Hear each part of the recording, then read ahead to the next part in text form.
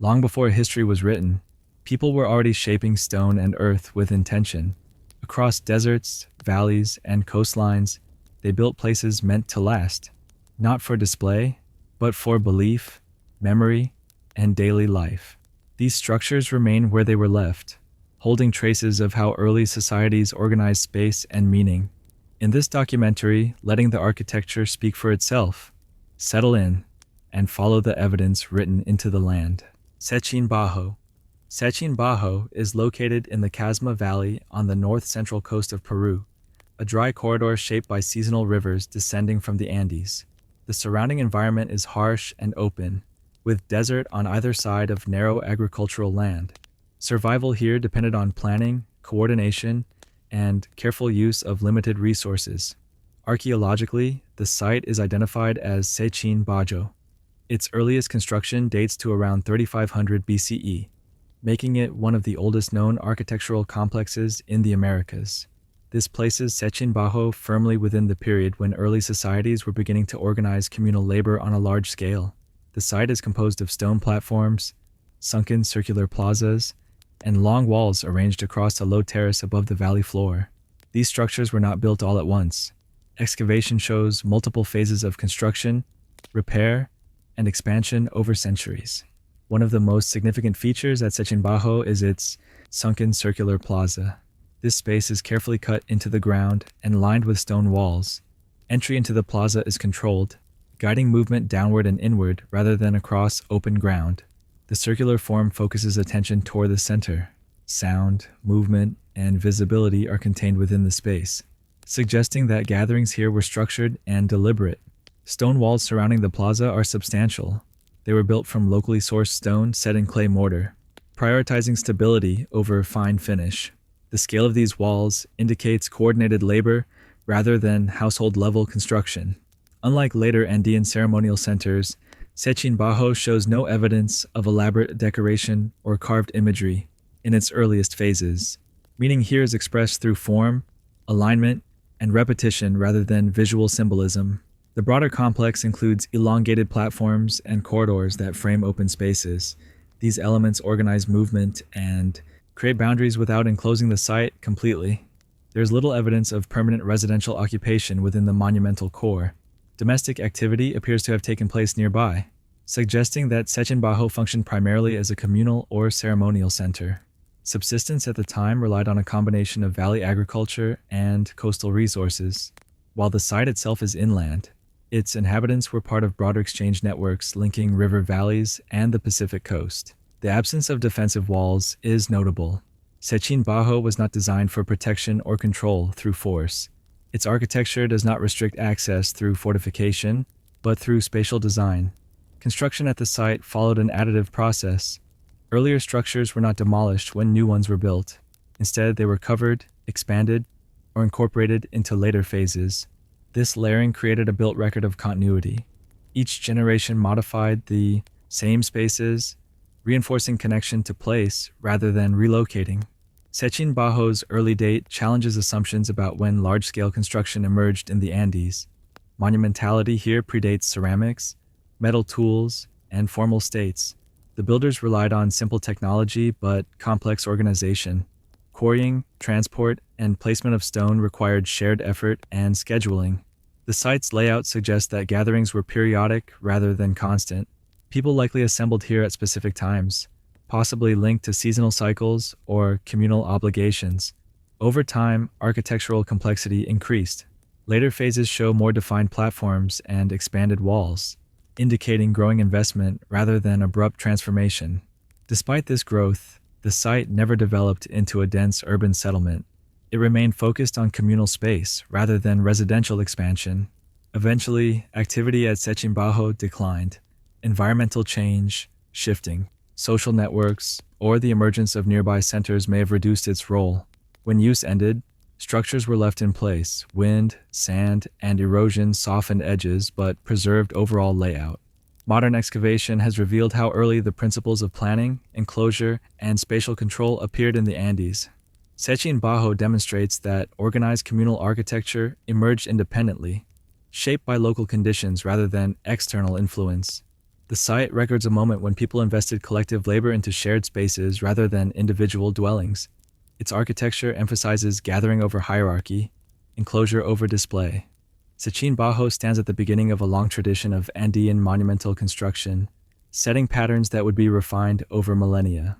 The stone walls and sunken spaces continue to mark the valley, preserving evidence of how early communities structured cooperation and memory.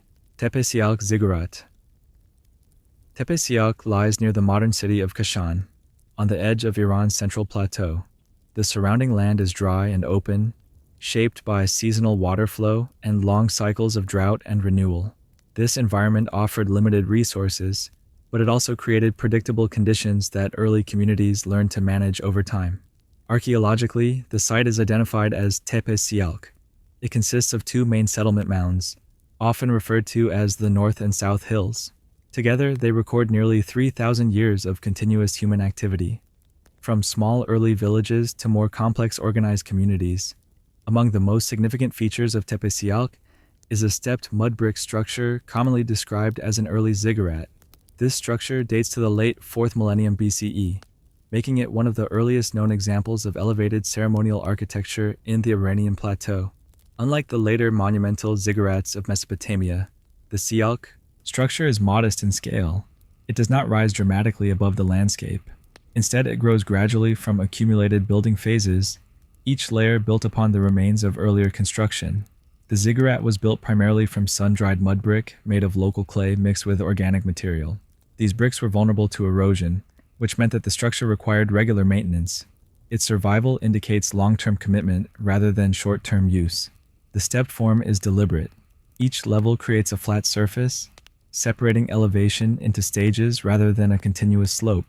This design controls movement upward and limits access, suggesting that elevation itself carried meaning. The structure occupies a distinct position within the settlement. Domestic buildings cluster around it, but the ziggurat stands apart, marking a space set aside from everyday activity.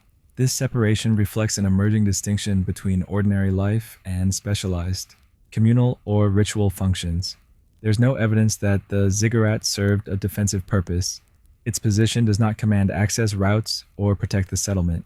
Instead, its elevation appears symbolic, functional, or administrative rather than military. Excavations around the structure have revealed pottery fragments, tools, and traces of activity consistent with gathering rather than residence. This suggests episodic use rather than continuous occupation of the elevated space. The construction of the ziggurat followed an additive process. Earlier structures were leveled and built over, increasing height gradually. This method mirrors how the settlement mounds themselves formed through repeated rebuilding. Such vertical accumulation reflects continuity. Each generation worked within the framework established by the previous one, reinforcing memory through physical layering, rather than replacement. The broader settlement at Tepe Sialk shows evidence of craft specialization. Pottery styles change over time, becoming more standardized and technically refined. Later phases show early metalworking, indicating technological transition. These developments coincide with increasing architectural organization. The emergence of a stepped platform reflects a growing need to structure communal space more formally. Despite this complexity, Tepe Sialk lacks large palaces or fortified walls. Authority, if present, was not expressed through dominance of space or monumental enclosure. Instead, organization appears gradual and distributed. The ziggurat functions as a focal point without overwhelming the settlement. Water management was essential. Channels guided seasonal runoff away from buildings, protecting mud brick foundations. The maintenance of elevated structures depended on careful control of moisture. The materials used at Sialk required constant attention. Mud brick erodes quickly if neglected. The continued rebuilding of the ziggurat implies sustained labor, investment over long periods. The structure's form also reflects regional adaptation. While later Mesopotamian ziggurats became standardized temple towers, Sialk's version remains experimental, smaller, and integrated into daily settlement life. This suggests independent development rather than direct imitation. Ideas about elevation and sacred or administrative space may have spread, but local expression remained distinct. Over time, activity at Tepe Sialk declined. Environmental stress, shifting trade routes, or social change may have reduced the settlement's importance. When use ended, the ziggurat was not dismantled. Wind and rain gradually reduced its height, blending it back into the mound. What remains today is not a towering structure, but a record of intention. The outline of elevation survives even after surface detail has disappeared. The significance of the Sialk ziggurat lies not in its size, but in its timing. It represents an early moment when communities began to formalize vertical space for shared activity. It bridges domestic architecture and later temple traditions, showing how monumentality emerged step by step rather than suddenly. Tepe Sialk demonstrates that complex architectural ideas developed across multiple regions simultaneously, not from a single origin. The ziggurat reflects experimentation with height, access, and social focus before these concepts became fixed traditions. Its remains continued to inform how early societies organized space, authority, and ritual without centralized states. The site records a long process of adaptation, where everyday rebuilding gradually produced symbolic architecture. Tepe Sialk preserves a moment when elevation began to matter, not as spectacle, but as separation. Kokino Megalithic Observatory. Kokino is located in northeastern North Macedonia, high on a volcanic ridge overlooking the surrounding plains. The site sits at more than 1,000 meters above sea level, exposed to wind, seasonal storms, and wide temperature variation. From this elevation, the horizon stretches uninterrupted in multiple directions. Archaeologically, the site is identified as Kokino. It dates primarily to the early Bronze Age, around 2000 BCE, though evidence suggests that the ridge may have been visited and modified over a longer period. Kokino is not a settlement in the traditional sense. There are no houses, streets, or domestic installations. Its architecture is minimal, deliberate, and focused. The site consists of natural rock outcrops that were selectively shaped, cut, and enhanced. Stone markers, grooves, seats, and narrow channels appear carved into the volcanic rock. These modifications do not form buildings. Instead, they frame lines of sight. Kokino's layout is oriented toward the sky rather than the ground.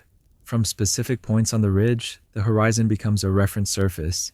The sun and moon rise and set along predictable paths, intersecting with stone markers placed with careful intent. One of the defining features of Kokino is a set of carved stone seats, positioned near the highest point of the ridge. These seats face outward toward the eastern horizon. Their placement is not random. From these positions, celestial events become observable in relation to fixed markers. Stone notches cut into the rock align with sunrise points during specific times of year. These include the summer solstice, winter solstice, and equinoxes. The precision of these alignments suggests repeated observation over long periods rather than single-event construction. Unlike later observatories built as enclosed structures, Kokino relies on openness. There are no walls to block the view, no roofs to limit visibility.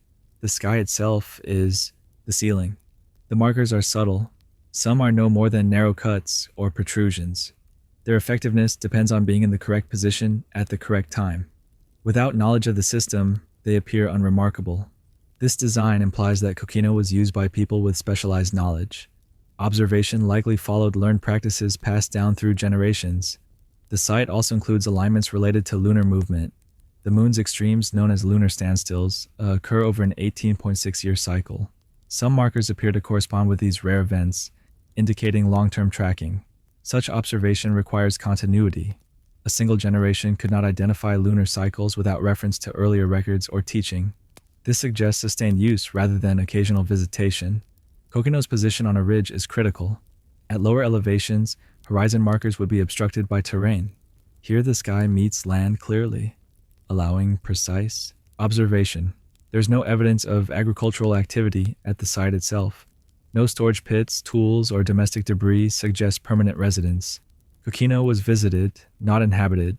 The absence of daily life infrastructure reinforces its specialized role. People likely traveled to the ridge for observation, ritual, or calendrical events, then returned to settlements below. The stone modifications are limited to functional necessity. There's no decoration, no symbolic carving of animals or figures. Meaning is embedded in alignment rather than imagery. This restraint distinguishes Kokino from ceremonial monuments that emphasize visual impact. Here, effectiveness depends on timing, position, and knowledge. The observatory's function likely extended beyond astronomy alone. Tracking solar and lunar cycles would have practical implications for agriculture, seasonal movement, and ritual scheduling. Knowing when solstices occurred helped structure communal time. These moments marked transitions rather than isolated events. The site's scale suggests controlled participation. Only a limited number of individuals could occupy key observation points simultaneously. This implies selective access rather than mass gathering. Some researchers interpret the stone seats as positions of authority or ritual leadership. From these seats, individuals could observe and announce significant celestial moments. This does not imply centralized political power, but rather custodianship of knowledge. Authority may have been situational and temporal rather than permanent. Kokino shows no evidence of fortification. Its height offers visibility, but the site was not designed for defense. The ridge's exposure makes long-term occupation impractical. The lack of permanent structures reduced maintenance demands. Stone markers required little upkeep once positioned. Over time, natural erosion softened edges, but the basic alignments remained detectable. This durability is part of the design. The site's simplicity may be intentional. Minimal intervention reduces ambiguity. Each marker serves a specific function rather than multiple interpretations. Kokino challenges assumptions about early astronomy, requiring complex instruments. Here, stone and horizon replace measurement tools. The site demonstrates how observation can be embedded into landscape rather than constructed as an object. It also challenges the idea that monumental architecture must dominate visually. Kokino's power lies in accuracy, not scale. The ridge does not advertise its purpose. Without explanation, it appears as broken rock. Understanding requires participation. This reliance on knowledge rather than spectacle suggests a social system that valued continuity and learning. Kokino fits within a broader pattern of prehistoric skywatching sites across Europe, but it remains distinct in form. Where other sites use stone circles or towers, Kokino uses the ridge itself as the instrument. The land is not reshaped. It is read. The observatory transforms natural geology into a reference system for time. Its creators did not build upward. They aligned outward. Kokino preserves a moment when humans learned to anchor seasonal rhythm into fixed points of stone and horizon.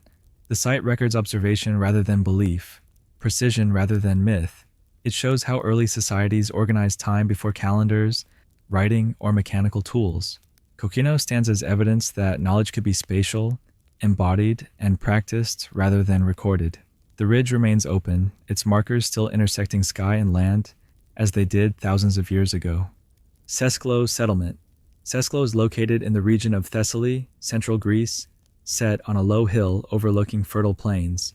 The land here is open and productive, shaped by seasonal rivers and long agricultural cycles. Unlike sites built in marginal environments, Sesklo sits within one of the most naturally supportive landscapes in early Europe. Archaeologically, the site is identified as Sesklo. Its earliest occupation dates to around 6500 BCE, making it one of the oldest known Neolithic settlements in Europe. Sesklo represents a moment when farming life became stable, permanent, and spatially organized. The settlement developed gradually. Early phases consist of small clusters of houses built from mud brick on stone foundations. Over time, these clusters expanded and merged, forming a coherent village with defined zones. Houses at Sesklo were rectangular, with thick walls and plastered floors. Interiors were divided into functional areas for cooking, storage, and rest. Hearths formed the center of domestic life, anchoring daily routine. Construction methods were consistent. Walls were built from sun-dried mud brick, reinforced with stone bases to protect against moisture. Roofs were likely flat, supported by wooden beams and covered with reeds and clay. Unlike later fortified settlements, early Sesklo shows no defensive walls. The village relied on location, visibility, and community cohesion rather than barriers. As the settlement grew, spatial organization became more defined. Houses were arranged along informal paths, creating shared movement corridors rather than rigid streets. One elevated area within the settlement appears to have held special importance. Later phases show more substantial structures in this zone, suggesting early differentiation between ordinary domestic space and communal or leadership functions. Pottery at Sesklo is among the earliest in Europe. Vessels are finely made and often decorated with red-on-white patterns. These designs are repeated across households, indicating shared aesthetic traditions rather than individual expression. The presence of standardized pottery suggests coordinated knowledge transfer and cultural continuity. Subsistence at Sesklo relied on agriculture and animal husbandry. Wheat and barley were cultivated, while sheep, goats, and cattle were managed locally. Hunting played a reduced but still present role. The surrounding plains could support surplus production, allowing population growth without immediate resource pressure. Burial practices at Sesklo are modest. Graves are few and simple, with limited grave goods. There is little evidence of strong social hierarchy expressed through funerary treatment. This relative equality is also reflected in housing. While some houses are slightly larger, differences are gradual rather than extreme. Over centuries, Sesklo expanded both outward and upward. Houses were rebuilt on earlier foundations, creating stratified layers that record long-term occupation. This rebuilding pattern reflects attachment to place. Families returned to the same plots repeatedly, reinforcing memory through architecture. Later phases show increasing complexity. Stone foundations become more substantial, and layouts more deliberate. These changes suggest evolving social organization rather than sudden transformation. Despite this growth, Sesklo never developed monumental architecture in the sense of temples or towers. Its significance lies in permanence, not spectacle. The settlement demonstrates that early European Neolithic communities didn't require large ceremonial centers to sustain complex social life. Instead, order was embedded in repetition, house after house, generation after generation. Sesklo also provides evidence for cultural interaction. Similar pottery styles and building techniques appear at nearby sites, suggesting regional networks rather than isolation. These connections likely facilitated the spread of farming practices across southeastern Europe. Eventually, Sesklo declined. Later, Neolithic cultures shifted settlement patterns, possibly due to environmental change or social reorganization. When occupation ended, mud brick structures eroded quickly. What remains today are stone foundations and layered deposits beneath the soil. Modern excavation has revealed how clearly daily life can be reconstructed from these remains. Sesklo records a foundational moment in European history, when farming villages became stable, enduring communities. Its architecture reflects confidence in permanence rather than experimentation. The settlement shows how early societies organized space without walls, palaces, or formal states. It demonstrates that complexity can emerge quietly, through routine and repetition, rather than monumental ambition. Sesklo stands as evidence that long-term settlement, shared practice, and cultural continuity were established in Europe far earlier than once assumed. The hill still overlooks the plains, preserving the outline of one of Europe's first enduring villages. Carnac Lesser Alignments. Carnac lies in the coastal region of Brittany, western France, where low hills meet marshland and the Atlantic climate shapes both soil and stone. The landscape is open and gently rolling, with long sightlines broken only by hedgerows and distant rises. It is within this quiet terrain that thousands of standing stones were placed during the Neolithic period. Archaeologically, the area is identified as Carnac, dating primarily between 4500 and 3300 BCE. While Carnac is widely known for its major stone rows, much of the complex consists of smaller, lesser alignments that extend beyond the most famous zones. These stones are fewer in number, less regular, and often overlooked, yet they form a crucial part of the broader landscape. The lesser alignments are scattered across fields and low ridges surrounding the main concentrations. They consist of single rows, short sequences, isolated menhirs, and fragmented groupings. Their placement suggests connection, rather than randomness. These stones were not erected all at once. Archaeological evidence indicates multiple phases of placement, adjustment, and reuse over long periods. Some stones appear to have been moved or reoriented, while others were left standing as later activity shifted elsewhere. The stones themselves vary greatly in size. Some rise several meters high, while others barely project above the ground. This variation suggests differences in function, visibility, or symbolic weight, rather than a single standardized plan. Unlike later monuments built around enclosed space, the Carnac alignments operate in the open. There are no walls, passages, or chambers. Meaning is created through repetition, direction, and spacing rather than enclosure. The lesser alignments often follow subtle changes in terrain. Rows curve gently, responding to slopes and natural contours. This sensitivity to landscape indicates careful placement rather than abstract geometry imposed on the land. Many stones are aligned roughly east-west or northeast-southwest. While exact astronomical function remains debated, the consistency of orientation suggests intentional directionality rather than convenience. The alignments don't point toward a single focal structure. Instead, they create pathways of movement and sight that stretch across the landscape. Walking along them is sequential rather than centered. There's no evidence that the stones were used as boundary markers in a practical sense. Their scale and effort exceed what would be needed for simple territorial division, nor do the lesser alignments show clear evidence of domestic or agricultural function.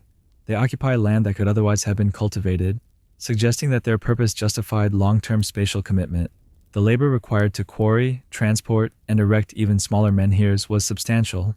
Stone sources were often located some distance away, requiring coordination and shared effort. Despite this investment, there is no sign of hierarchical organization expressed through stone size or clustering. The alignments do not privilege a central stone or dominant position. This absence of hierarchy suggests collective meaning rather than centralized authority. The stones may have structured shared experience rather than reinforced power. Some alignments appear to connect visually with nearby burial mounds or cairns, linking the stones to funerary landscapes without enclosing them. Others align with natural features such as low hills or distant horizons, integrating stone with land rather than separating the two. The lesser alignments also reveal change over time. Some stones have fallen, been removed, or reused in later periods, indicating that the landscape continued to evolve after initial construction. Later communities did not always preserve the alignments intact. This suggests that their meaning was specific to certain cultural moments, rather than universally fixed. The lack of decoration is notable. The stones are uncarved, relying on presence rather than imagery. Their power lies in number, rhythm, and placement. The alignments are experienced gradually. There's no single vantage point from which they can be fully understood. Meaning unfolds through movement. This design contrasts with monuments meant to be approached frontally or entered. Karnak stones resist containment. The lesser alignments soften the idea of Karnak as a single monumental project. Instead, they suggest accumulation, many small acts over long time spans.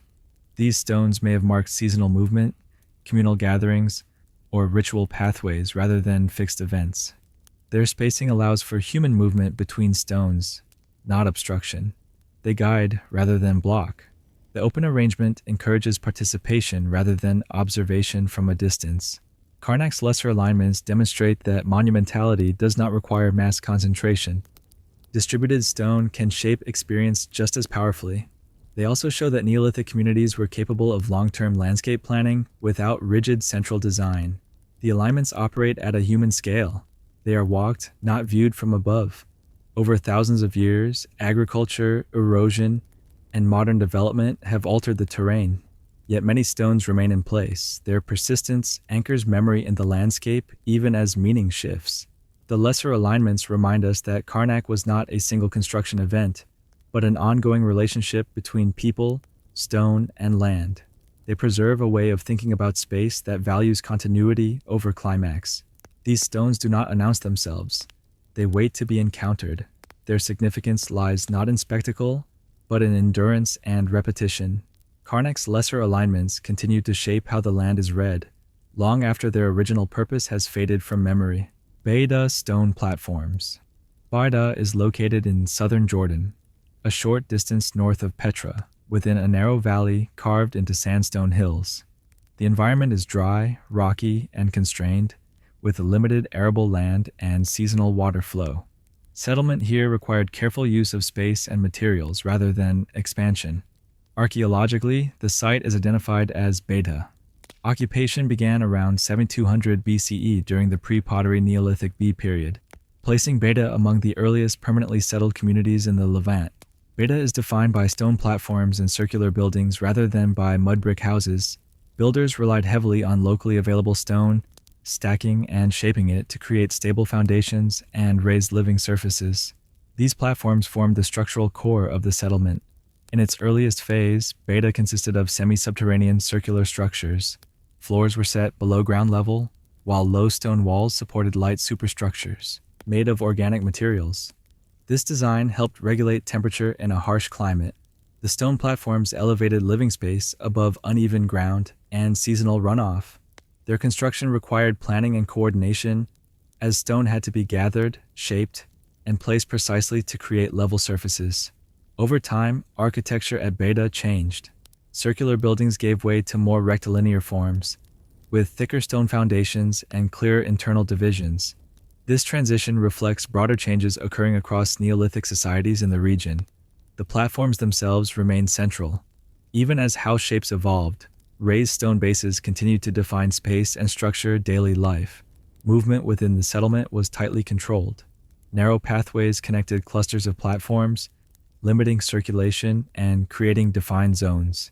There are no wide streets or open plazas. This compact layout suggests a community organized around proximity and shared routines, rather than openness or display. Interior spaces were modest. Hearths, storage pits, and work surfaces indicate daily domestic activity. There's no evidence of specialized monumental buildings or separate ceremonial structures. Burial practices at Beda were closely tied to domestic space. Human remains were placed beneath floors or within abandoned structures, integrating the dead into the living environment. Some burials show skull removal, a practice observed at other Neolithic sites in the Levant. This suggests shared beliefs regarding ancestry and identity rather than isolated ritual behavior. Material culture at Beta includes stone tools, bone implements, and simple ornaments. Pottery is absent in early phases, reinforcing the site's placement within a pre-ceramic tradition. Subsistence relied on early agriculture and animal management. Residents cultivated cereals and legumes and managed goats, supplementing diet with hunting and gathering. The valley setting limited large-scale farming. This constraint likely encouraged cooperation and careful resource management rather than expansion. There's no evidence of defensive walls. Protection came from location, visibility, and social cohesion rather than fortification. The stone platforms also served as long-term anchors. Houses were rebuilt on the same bases, reinforcing attachment to place and continuity across generations. This rebuilding created layered deposits, with older floors buried beneath newer ones. The settlement grew vertically rather than outward. Despite its longevity, Beta never developed into a large town. Its scale remained human and contained, reflecting environmental limits and social choice. The site was eventually abandoned. Shifts in climate, resource pressure, or social networks may have made continued occupation difficult. When use ended, organic materials decayed quickly. Stone platforms remained, preserving the settlement's footprint. Modern excavation reveals a community focused on stability rather than expansion. Architecture here is practical, repetitive, and conservative. Beta shows how early Neolithic groups adapted to marginal environments through stone-based construction rather than monumental display. The platforms are not symbolic in isolation. Their importance lies in how they structured everyday life, where people slept, cooked, and gathered. This architecture emphasizes endurance through routine rather than power through scale. Beta demonstrates that permanence in early societies was achieved through careful placement and repeated use, not through spectacle. The settlement records a moment when stone began to replace earth and timber as the primary medium of domestic architecture. Its remains continue to mark the valley floor, preserving patterns of movement and occupation established thousands of years ago. Beta stands as evidence that early villages could be tightly organized, resilient, and long-lived, without formal hierarchy or monumental centers. Lycian rock tombs. The Lycian rock tombs are found along the southwestern coast of modern Turkey, carved into steep limestone cliffs overlooking river valleys, coastal plains, and ancient cities. The terrain here is dramatic. Sheer rock faces rise above fertile land and narrow routes of travel, creating natural points of visibility and control. Archaeologically, these tombs belong to the region historically known as Lycia, identified as Lycian rock tombs. Most date between the 5th and 4th centuries BCE, during a period when Lycia was culturally distinct, yet connected to the wider Mediterranean world through trade and political contact. The tombs are not built structures placed on the ground. They are carved directly into living rock. This choice required detailed planning before work began. Once carving started, mistakes could not be corrected easily. The form had to be imagined fully in advance. Many tombs imitate wooden domestic architecture. Facades resemble timber houses, complete with beams, posts, and pitched roofs rendered in stone. This translation from wood to rock suggests continuity between the world of the living and the world of the dead. The tomb chambers themselves are relatively small. Interior space is limited, often containing stone benches or recesses for burial. The emphasis is not on interior comfort, but on exterior presence. Placement is deliberate. Tombs are cut high into cliffs, often in clusters. From below, they are clearly visible. From above, they are difficult to access. This separation reinforces distinction between everyday movement and funerary space. Access to the tombs would have required ladders, ropes, or temporary scaffolding. This controlled access suggests that burial rituals were selective rather than open. Some tombs stand alone, while others form dense, vertical cemeteries. This clustering indicates family groups or social affiliation rather than random placement. The decision to carve into cliffs rather than construct freestanding tombs reflects both practical and symbolic considerations. Limestone cliffs provided durability, while elevation marks status and separation. Unlike monumental tombs built on plains, Lycian tombs integrate directly with the landscape. The cliff becomes part of the architecture.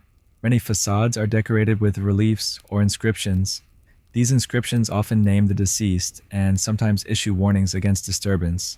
This indicates concern with ownership and permanence. Despite these warnings, many tombs were reused in later periods. Roman and Byzantine modifications show that the sites remain meaningful long after their original construction. The tombs do not form enclosed cemeteries. They line routes, overlook settlements, and face valleys. Their presence is woven into daily visual experience. This visibility suggests that memory was meant to be maintained through constant awareness rather than secluded ritual space. The scale of the tombs varies. Some are modest, others elaborate. Differences likely reflect social standing, but within a shared architectural language. The act of carving stone at height required skilled labor and coordination. Workers needed to shape facades while suspended on cliffs, indicating technical competence. The interiors, by contrast, are plain. This imbalance between exterior and interior reinforces the idea that tombs were meant to be seen rather than occupied. Burial practices within the tombs appear limited to select individuals rather than mass use. This differs from earlier collective burial traditions. The Lycian tombs reflect a shift toward individualized commemoration. Identity is marked by name, form, and placement, yet the tombs still follow shared conventions. Individuality operates within a communal framework rather than replacing it. The cliffs chosen for tomb carving often face east or toward open space, integrating light and horizon into their presentation. Natural. Erosion has softened many details, but the basic forms remain legible. Stone has preserved the outlines of wooden architecture long after actual timber buildings disappeared. This preservation creates an unusual archaeological record. The tombs show how Lycian houses may have looked, translated into a more permanent medium. The landscape context is essential. Without the cliffs, the tombs lose much of their meaning. They are inseparable from place. The Lycian approach to burial does not isolate the dead underground. Instead, it elevates them above the living world. This elevation creates a constant relationship between settlement, movement, and memory. The tombs mark territory visually. They signal long-term presence and attachment to land. They also suggest continuity across generations. Families return to the same cliffs, reinforcing lineage through location. Despite later cultural change, the rock tombs remain landmarks. New societies built around them rather than removing them. The Lycian rock tombs demonstrate how funerary architecture can shape landscape without enclosing it. They show how permanence can be achieved through carving rather than construction. The tombs record a worldview in which death was integrated into daily sightlines rather than hidden. Their endurance lies not only in stone, but in placement. High, visible, and fixed. The cliffs still hold these carved facades, maintaining relationships between rock, memory, and movement, established over 2,000 years ago. Telostone terraces. Tello is located in southern Iraq, within the alluvial plains formed by the Tigris and Euphrates river systems. The land here is flat, open, and shaped by slow-moving water, seasonal flooding, and constant sediment deposition. Stone is scarce. Mud brick dominates the landscape. Any use of stone in this environment carries particular significance. Archaeologically, the site is identified as Tello, known in antiquity as Girsu, one of the major cities of the Sumerian world. Occupation at Girsu spans from the late 4th millennium BCE through later Mesopotamian periods, with its greatest prominence during the early dynastic era. Unlike cities built in stone-rich regions, Girsu relied almost entirely on mud brick architecture. Buildings required constant maintenance. Walls eroded quickly without repair.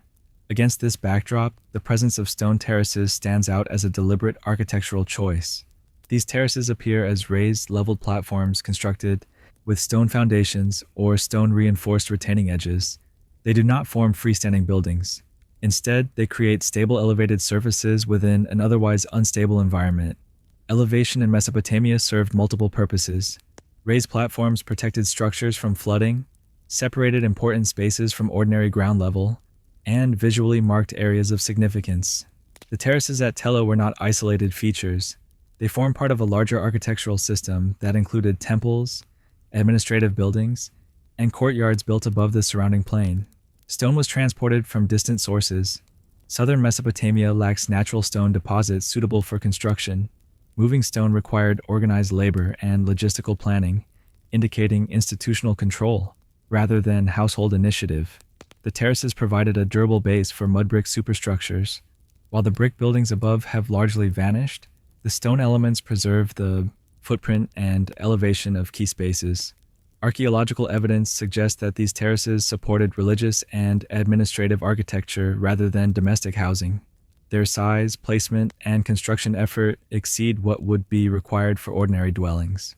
One of the central terrace complexes at Girsu is associated with temple precincts dedicated to Ningirsu, the city's patron deity. These sacred zones were spatially separated from residential quarters through elevation rather than enclosure. The terraces were built incrementally.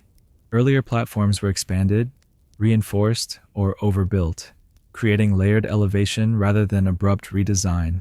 This mirrors broader Mesopotamian building practice, where continuity was maintained through rebuilding. The edges of the terraces were carefully defined. Retaining walls stabilized fill material, preventing collapse and erosion. These walls required precise placement to counter lateral pressure. Access to elevated areas was controlled through ramps and stairways. Movement upward followed specific paths, reinforcing separation between functional zones. Unlike later ziggurats, the terraces at Tello are not monumental towers. They are horizontal rather than vertical, emphasizing surface and stability rather than height. This architectural approach reflects an early stage in the development of sacred and administrative elevation. The terrace precedes the fully developed ziggurat form. Within Mesopotamian cities, elevation often corresponded to authority. Raised spaces signaled control over labor, resources, and ritual activity, without requiring massive walls. The stone terraces at Tello provided permanence in an environment defined by decay. While mud brick structures required constant rebuilding, stone elements anchored space across generations. This durability allowed later builders to reuse established platforms rather than creating new ones. Institutional memory was preserved physically through elevation. The terraces also organized urban space. They created visual hierarchy without obstructing movement across the city. One could see elevated zones without being able to enter them freely. Flood management was a practical concern. Raised platforms reduced water damage during seasonal inundation, protecting archives, cult objects, and administrative records. The decision to invest stone in terrace construction reflects prioritization. Stone was reserved for what needed to last. The terraces did not serve defensive purposes. They were not walls or ramparts. Their function was protective, symbolic, and organizational rather than military. Excavations reveal that these platforms were repeatedly repaired. Stone blocks were reset, edges reinforced, and fill replenished. Maintenance was ongoing. This upkeep suggests continuous institutional presence rather than short-lived occupation. Over time, as political power shifted, some terraces were abandoned or repurposed. Later, construction sometimes obscured earlier layouts, but stone elements remained detectable. When Girsu declined, mud brick structures eroded quickly. The terraces persisted, marking where power and ritual once concentrated. Modern excavation relies heavily on these stone remains to reconstruct city layout. Without them, much of the urban organization would be invisible. The terraces at Tello demonstrate an architectural solution tailored to environment rather than imposed despite it. They show how early Mesopotamian societies balanced fragility and permanence using selective material investment. Stone was not used everywhere. It was used where continuity mattered most. These terraces represent a stage between ground-level buildings and later monumental ziggurats. They reveal how elevation became a tool for organizing space, authority, and ritual long before architecture reached dramatic vertical scale. The Tello stone terraces preserve a quiet record of how early cities stabilized, meaning in an unstable landscape. They hold the outline of institutions rather than individuals. Their presence marks where control, belief, and administration were physically anchored. Even after buildings disappeared, the terraces continued to define the city's structure. They remain embedded in the plain, recording decisions made by one of the world's earliest urban societies. Aguada Fenix platforms. Aguada Fenix is located in the lowlands of Tabasco, Mexico, near the border with Guatemala. The region is flat, humid, and seasonally flooded, shaped by rivers that shift course over time. Dense vegetation covers most of the terrain, limiting visibility at ground level and masking large-scale features. Archaeologically, the site is identified as Aguada Fenix. It dates to roughly 1,800 BCE, placing it at the very beginning of Maya monumental construction. At the time of its use, the Maya world had no kings, no dynastic inscriptions, and no cities in the later sense. The defining feature of Aguada Fenix is its enormous earthen platform. Measuring more than 1.4 kilometers in length and rising up to 15 meters in height, it is the largest known construction from the early Maya period. Its scale is difficult to perceive from the ground, where gradual slopes blend into the surrounding landscape. The platform is rectangular, with long straight edges and rounded corners. This geometry required careful planning across a wide area. Construction could not have proceeded without a shared layout, understood by many workers. The platform was built primarily from compacted earth rather than stone. Layers of soil, clay, and gravel were transported and packed to create a stable mass. This method allowed rapid construction but required sustained coordination. Radiocarbon dating indicates that much of the platform was built within a relatively short period, possibly a few decades. This suggests organized communal labor rather than slow accumulation over centuries. There is no evidence of a central pyramid or palace atop the platform. Instead, the surface is broad and relatively flat, with small mounds and features distributed along its length. This absence of a dominant structure is significant. The platform does not elevate a single building or individual. It elevates space itself. Multiple causeways extend outward from the platform, connecting it to surrounding areas. These linear features guide movement toward and away from the central mass, organizing approach rather than restricting it. The causeways are aligned roughly along cardinal directions, reinforcing the platform's geometric clarity. Their width and length suggest use by large groups rather than elite processions alone. Excavation has revealed few artifacts associated with elite display. There are no rich burials, carved monuments, or royal inscriptions. Material culture is sparse and utilitarian. This pattern suggests that Aguada Fenix functioned as a communal gathering place rather than a seat of political authority. The platform's construction predates clear social stratification in the Maya lowlands. At this stage, communities appear relatively egalitarian. The labor required to build Aguada Fenix would have involved many households contributing time and effort. This implies coordination without coercive leadership. The platform's scale challenges assumptions that monumental architecture requires kings or centralized states. Here, monumentality emerges before hierarchy is archaeologically visible. The flat top of the platform could accommodate large numbers of people simultaneously. Activities may have included gatherings, rituals, or calendrical events tied to seasonal cycles. The site's position within a flood-prone environment suggests that elevation also served practical purposes. Raising activity areas above seasonal water reduced disruption. The platform reshaped the landscape subtly rather than dramatically. Its slopes are gradual, integrating with the terrain rather than standing apart from it. From the air, the structure becomes clear. From the ground, it remains almost invisible. This difference highlights how the platform was experienced bodily rather than visually. Movement across the platform would have been slow and expansive. There's no single focal point to draw attention. Space itself becomes the central element. The construction required removal and redistribution of enormous volumes of earth. This work implies shared scheduling, planning, and repeated cooperation. Unlike later Maya centers, Aguada Phoenix shows no evidence of long-term dense occupation. It was likely used episodically rather than continuously. After its primary use phase, activity declined.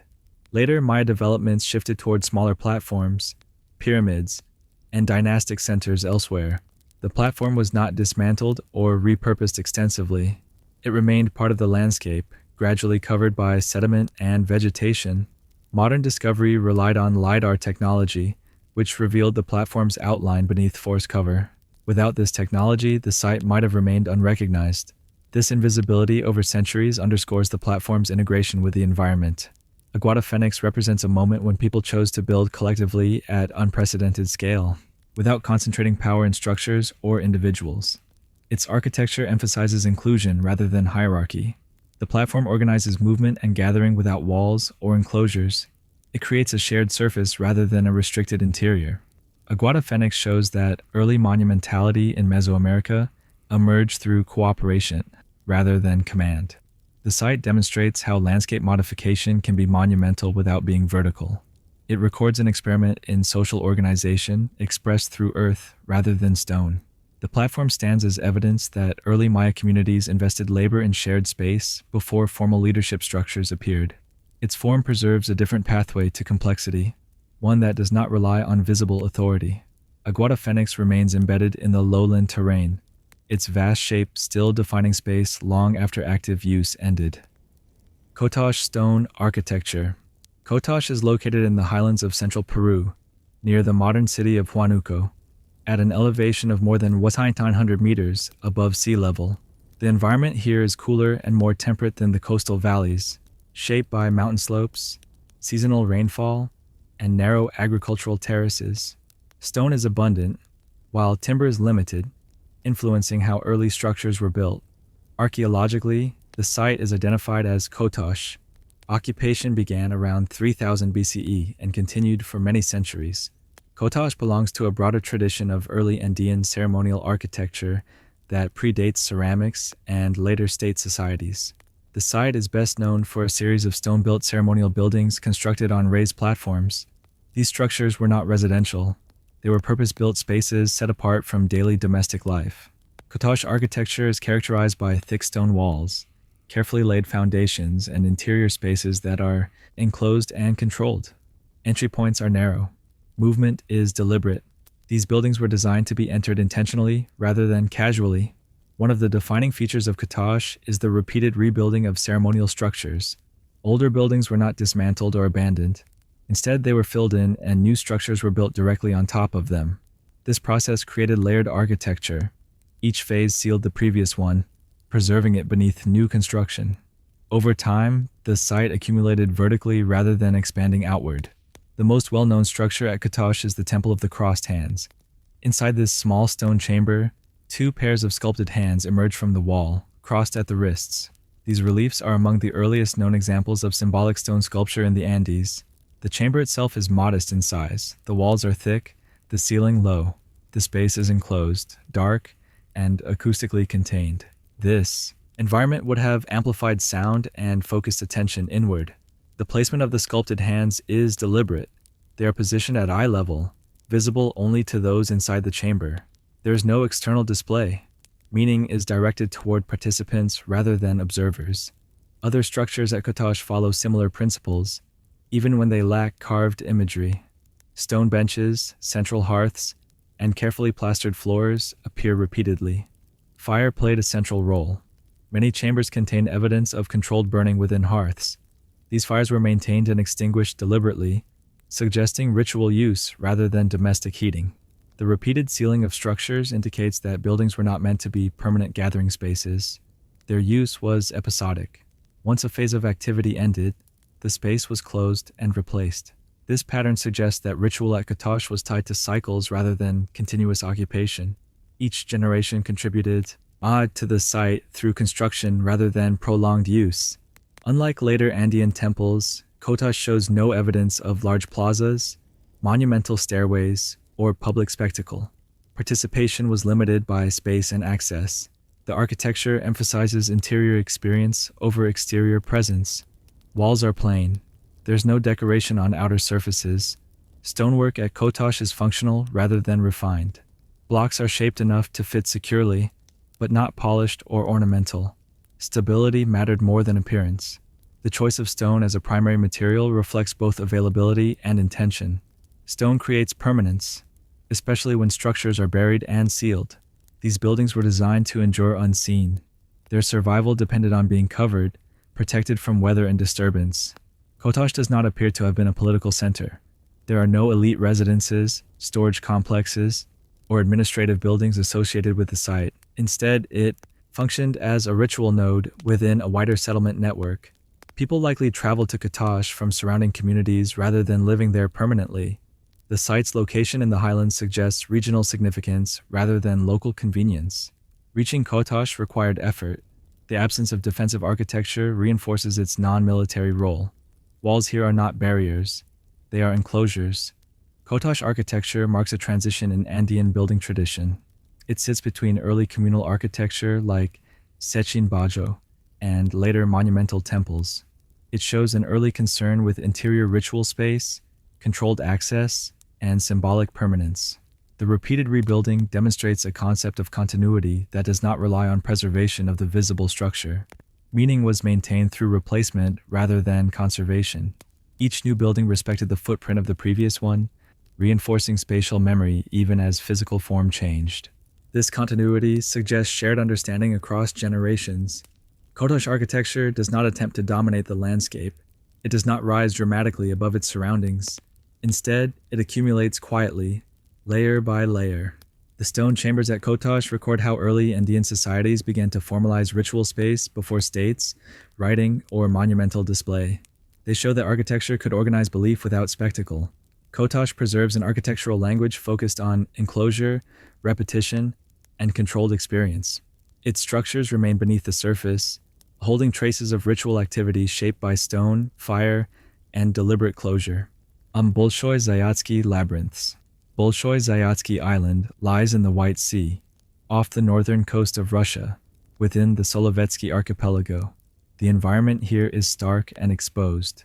Wind, salt air, and long winters shape the land. Vegetation is low, and stone dominates the surface. The ground is uneven, scattered with glacial debris left behind at the end of the last ice age. Archaeologically, the site is identified as Bolshoi Zayatsky Island.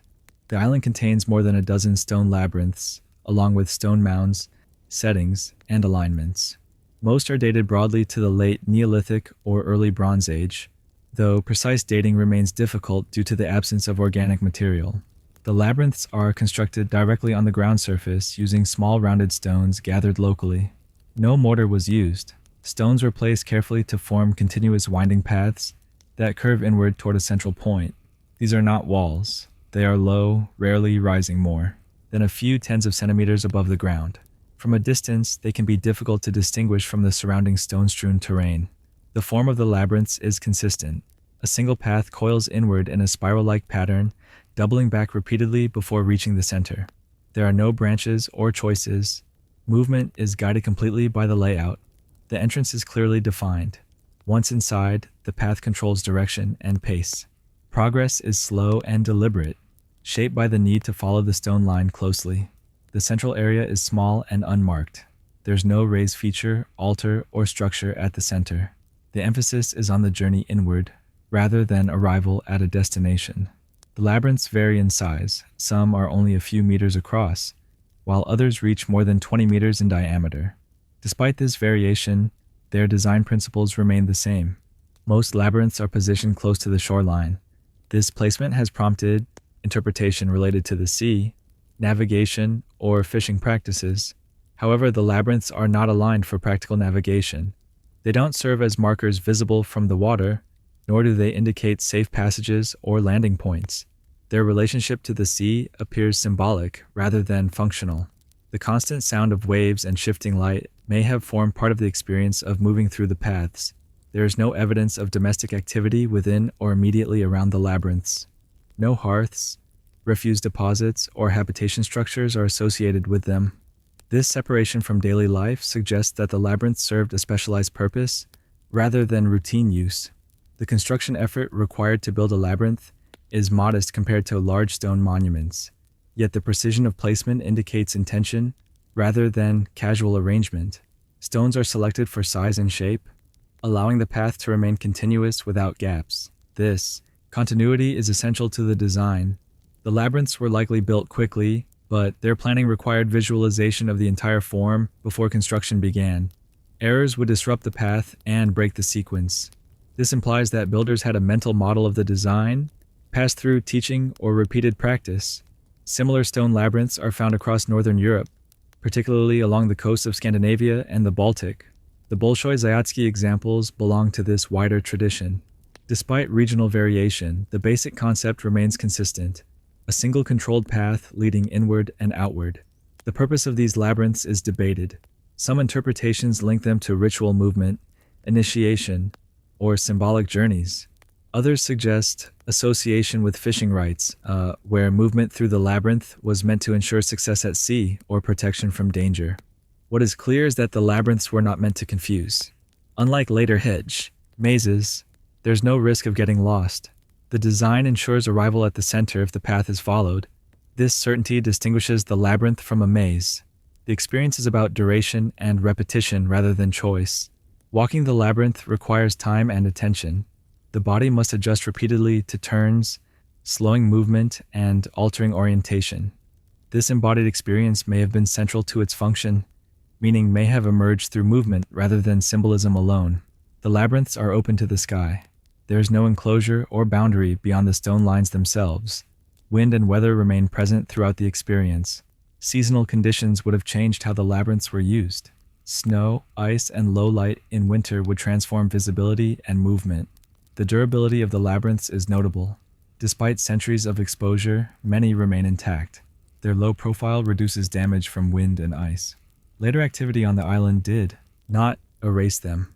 Even when the Solovetsky Monastery was established in the medieval period, the labyrinths were left undisturbed. This suggests that their meaning may have persisted, or at least that they were respected as features of the landscape.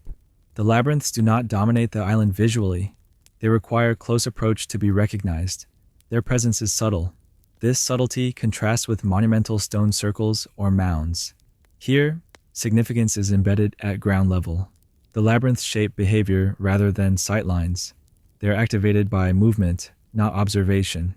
Their repeated curves create rhythm without sound or ornament. The pattern itself structures experience. The placement of multiple labyrinths on the same island suggests repeated use over time rather than a single construction event. Different groups may have built or reused them, reinforcing the site's role as a ritual landscape rather than a one-time monument. The lack of associated artifacts makes interpretation cautious. The labyrinths speak primarily through form and context. They represent a type of architecture that does not enclose, elevate, or display. Instead, it guides. The Bolshoi-Zayatsky labyrinths demonstrate how early communities used simple materials to create structured experience. They show that architecture can exist at the scale of movement rather than buildings. The labyrinths remain where they were set, continuing to trace the same inward and outward paths across the island's surface. The rock-hewn churches of Lalibela. Lalibela is located in the northern Ethiopian highlands, set within a rugged volcanic landscape shaped by erosion and steep valleys. The terrain is uneven and elevated, with thin soils and exposed rock surfaces. Stone here is not simply a building material. It is the ground itself. Archaeologically and historically, the complex is identified as rock-hewn churches of Lalibela. Most of the churches date to the late 12th and early 13th centuries CE, during the reign of King Lalibela of the Zagwe dynasty. Unlike earlier stone structures built upward from the ground, these churches were carved downward into living rock.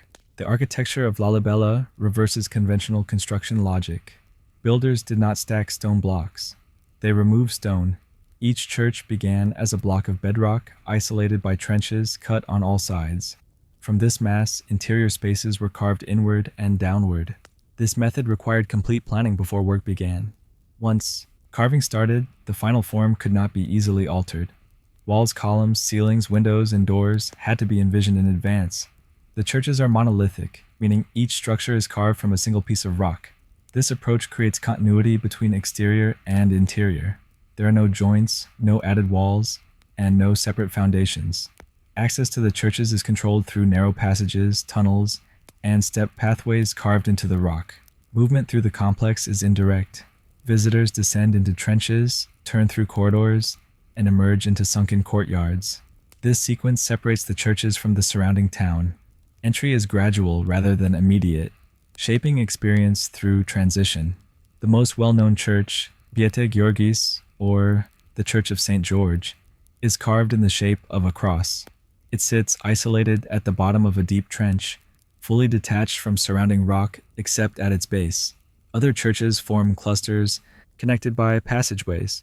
These connections create a network rather than a single focal monument. The interiors are austere. Walls are plain, surfaces left rough or minimally smoothed. Decoration is limited, relying on carved forms rather than applied ornament. Columns and arches are carved directly from the rock, maintaining structural continuity. These elements do not support added weight. They are symbolic representations of architectural forms translated into negative space. Light enters through small openings cut into walls and ceilings. Illumination is controlled and uneven, creating contrast between shadowed interiors and bright exterior courtyards. The acoustic qualities of the churches are shaped by their carved interiors. Sound is contained, echoing softly rather than dispersing. The churches were not built as monuments for display. They were constructed as active religious spaces intended for continuous use. Even today, Lalibela remains a living religious center. The churches are used daily for worship, prayer, and pilgrimage. This continuity distinguishes Lalibela from many archaeological sites. The architecture has not been frozen in time. It remains embedded in ritual practice. The decision to carve downward may have been influenced by practical and symbolic factors. Volcanic tuff is easier to carve than to build with. At the same time, carving into the earth reflects ideas of humility and spiritual descent. The trenches surrounding the churches serve both practical and symbolic roles. They isolate structures structurally and create separation from the external world. Water drainage channels are integrated into the carved landscape, preventing flooding during seasonal rains. The scale of labor required was immense. Thousands of cubic meters of rock were removed using hand tools. This work demanded coordination, skill, and long-term organization. There is no evidence that the churches were carved sequentially by different groups without coordination. The coherence of layout suggests centralized planning. Despite this planning, the complex does not impose rigid symmetry.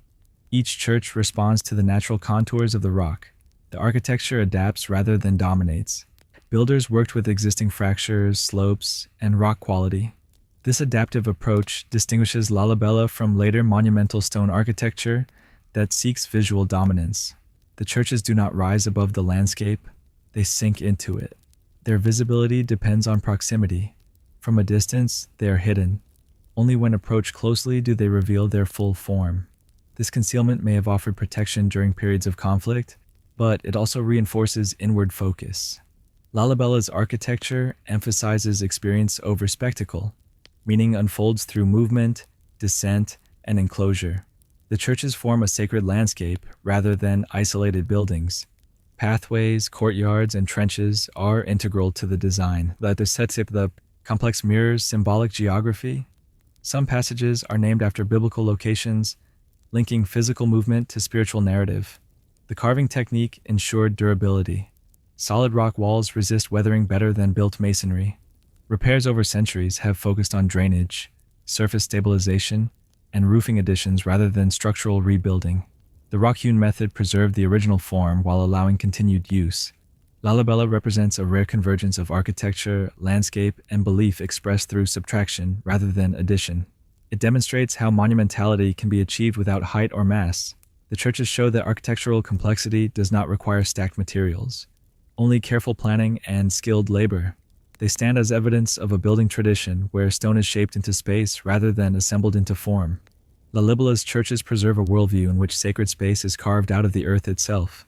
They continue to define movement, sound, and ritual through spaces shaped centuries ago. The rock still holds the architecture, and the architecture continues to hold meaning.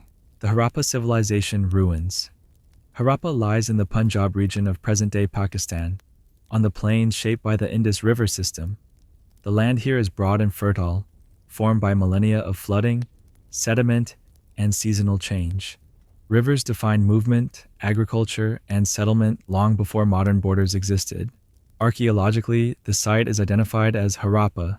Harappa was one of the principal urban centers of the Indus Valley Civilization, active roughly between 2600 and 1900 BCE. Along with Mohenjo-Daro and other cities, it formed part of one of the world's earliest large-scale urban societies. Unlike earlier settlements built incrementally, Harappa shows evidence of planned construction from an early stage. Streets follow consistent orientations, often laid out in grid-like patterns. This regularity suggests coordinated planning rather than organic growth alone. The city was divided into zones. Elevated areas, sometimes described as citadels, were set apart from lower residential quarters. These raised platforms were not fortified castles. Instead, they organized space vertically, separating functions rather than people. Construction relied heavily on baked brick, a defining feature of the Indus architecture. Bricks were standardized in size, allowing consistent building methods across the city. This standardization reflects shared measurement systems and centralized norms. Walls were thick and well-aligned. Houses varied in size but followed similar layouts, typically organized around internal courtyards. These courtyards provided light, ventilation, and private working space. Interior rooms opened inward, rather than toward the street. This inward-facing design emphasizes household privacy over public display. One of the most notable features of Harappa is its drainage system. Covered brick drains ran beneath streets, connected to household outlets. These drains were accessible through inspection openings, indicating maintenance planning. Water management extended beyond drainage. Wells were constructed throughout residential areas, providing localized access to water rather than relying on centralized supply points. The presence of such infrastructure across neighborhoods suggests that urban services were broadly distributed rather than reserved for elite areas. Public buildings at Harappa are difficult to interpret.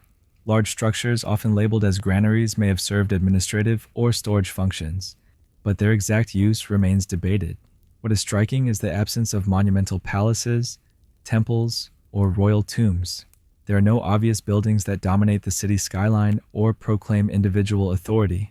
This absence contrasts sharply with contemporary civilizations in Mesopotamia and Egypt. At Harappa, power does not appear to be expressed through monumental architecture. Instead, organization is visible in repetition, standardization, and infrastructure. Craft production was widespread. Archaeological finds include beads, seals, pottery, and metal tools. Workshops appear integrated into residential areas rather than segregated into industrial zones. Seals carved from steatite are among the most distinctive artifacts. They bear animal motifs and short inscriptions in the Indus script, which remains undeciphered. These seals likely played roles in administration, trade, or identity, but their exact function is still uncertain. Trade networks extended far beyond the Indus region. Harappan goods have been found in Mesopotamia, Central Asia, and along coastal routes. Materials such as lapis lazuli and shell indicate long-distance exchange. Despite this connectivity, Harappa doesn't show strong evidence of wealth concentration. Grave goods are modest, and burial practices are relatively uniform. Burials are placed in cemeteries outside residential areas, separating the dead from daily living space. There is limited evidence of warfare or large-scale conflict. City walls exist, but they appear to function more as flood control and boundary definition than military defense. The uniformity of housing and infrastructure suggests a society that emphasized order and predictability. Authority may have been exercised through shared systems rather than individual rulers. Decisions appear embedded in standards rather than symbols. Over time, Harappa experienced changes. Later phases show reduced construction quality and altered layouts, indicating stress or shifting priorities. Environmental factors such as river movement and climate change likely affected agriculture and trade routes. Rather than sudden collapse, evidence points to gradual transformation. Population density decreased, and some areas were abandoned while others continued in use. When occupation ended, brick structures eroded slowly. Flooding and reuse of materials altered the site over centuries. Modern excavation has revealed how much of the city's organization survives beneath the surface. Harappa challenges traditional definitions of early civilization. It shows that urban complexity does not require visible kingship or monumental temples. The city functioned through systems, drainage, standardization, planning, rather than spectacle. Its architecture reflects restraint rather than display. Harappa records a form of urban life where order was maintained through shared practice rather than enforced hierarchy. The ruins preserve evidence of a society that invested in everyday infrastructure as the foundation of stability. The city's remains continued to shape how we understand early urbanism. They show that complexity can be quiet, consistent, and deeply organized. Harappa stands as a record of how large populations lived together through coordination rather than command. Edfu Temple. Edfu is located on the west bank of the Nile in Upper Egypt, between Aswan and Luxor. The land here is narrow and fertile, bordered by desert on either side. Seasonal flooding once renewed the fields, while the river itself served as the main corridor of movement and exchange. Archaeologically, the site is identified as Temple of Edfu. The temple was constructed during the Ptolemaic period, beginning in 237 BCE and completed in 57 BCE. Despite its relatively late date, Edfu preserves one of the most complete examples of ancient Egyptian temple architecture. The temple is dedicated to Horus of Edfu, a falcon-headed deity associated with kingship, protection, and cosmic order. Unlike earlier temples that survive only in fragments, Edfu remains largely intact, allowing its spatial logic to be studied in detail. The structure follows a traditional Egyptian temple plan. Massive pylons form the entrance, leading into an open courtyard, then through a series of increasingly restricted halls, and finally into the inner sanctuary. This progression is deliberate. Movement through the temple is linear and controlled, guiding visitors from light into darkness, from openness into enclosure. Each threshold marks a change in access and meaning. The pylons at the entrance are monumental, rising high above the surrounding town. Their surfaces are covered with reliefs showing the king offering to the gods and defeating forces of chaos. These images are symbolic rather than historical, reinforcing cosmic order. Beyond the pylons lies a large open courtyard surrounded by colonnades. This space was accessible to the public during festivals, serving as a transitional zone between the outer world and the sacred interior. The columns are heavy and closely spaced, creating shade and visual rhythm. Capitals are carved with plant forms, linking the architecture to ideas of fertility and renewal. As one moves inward, ceilings lower and light diminishes. Hypostyle halls are densely packed with columns, restricting movement and focusing attention forward. The walls are densely inscribed. Reliefs record rituals, myths, offerings, and temple regulations. Unlike earlier temples where decoration is fragmentary, Edfu's inscriptions are continuous and detailed. These texts include the myth of Horus's battle with Seth, describing the restoration of order after chaos. The temple itself is presented as a stage for this cosmic narrative. The inner sanctuary is small and enclosed. This space once held the cult statue of Horus. Access was limited to priests, and entry followed strict ritual rules. The sanctuary is surrounded by subsidiary rooms used for storage, preparation of offerings, and ritual equipment. These spaces supported daily temple activity.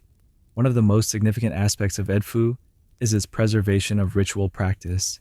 The temple walls describe ceremonies in detail, including processions, purification rites, and offerings. These inscriptions provide insight not only into belief but into daily operation. They show how the temple functioned as an institution rather than a static monument. The temple was constructed entirely from sandstone quarried nearby. Blocks were cut precisely and fitted tightly, creating massive walls that resisted erosion. Unlike mud brick settlements, stone temples were intended to endure. Edfu's survival reflects both material choice and continuous maintenance in antiquity.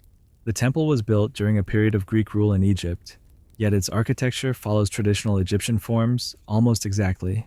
This continuity suggests deliberate cultural preservation. Greek rulers adopted Egyptian religious roles, presenting themselves as pharaohs in temple imagery.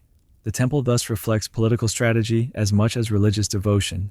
Despite foreign rule, the temple's language, symbolism, and ritual practice remained deeply Egyptian. The town of Edfu grew around the temple. Residential structures clustered nearby, but the temple remained architecturally distinct. Walls surrounding the temple precincts separated sacred space from domestic life. Entry points were controlled and ritualized. The temple also functioned as an economic center.